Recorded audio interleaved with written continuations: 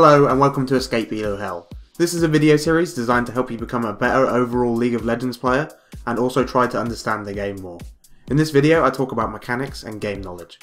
In League of Legends and many other video games there are two major sets of skills that you develop and increase through play: mechanics and game knowledge. One of the reasons League of Legends and other MOBA games are so competitive and popular is because of how high skill cap on both mechanics and game knowledge is, compared to say Counter-Strike or other shooters, which would mostly rely on mechanics and improving your aim and reaction speed.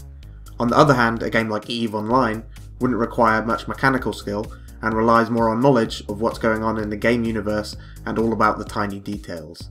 Essentially, the closer you can get to being mechanically perfect in every scenario presented to you, hitting every skill shot and getting every CS, the better.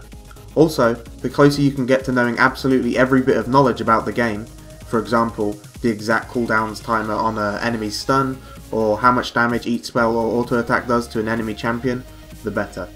All this information that you gather affects the decisions you make in the game, both consciously and subconsciously. This clip is from a documentary about a StarCraft pro player. They basically took this pro player and someone new to the game and injected them with a drug that shows up the most active parts of the brain and made them play. The two most active places in the pro player's brain was the frontal lobe, which deals with reasoning and decision making, and the limbic area, which controls memory and instinct. On the other hand, the new player's brain was showing up the parts that control vision as being the most active. This means the new player was consciously making decisions during the game rather than instinctively or subconsciously. This becomes more obvious with very new players. They think about the tiny little things that just pass right over you or I's head without a thought, because we've done it so many times and it's so simple. This actually scales up to a high level, even with things like knowing if you're going to get lane ganked, where the enemy jungler is at the moment, or if that last tick of Ignite is going to kill someone.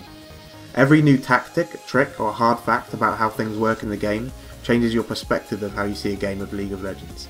The best way to learn and improve your mechanic and game knowledge is a combination of watching streams, videos, and playing a hell of a lot. The Koreans are living proof of how dedicating a lot of time to League can make you extremely good, extremely fast.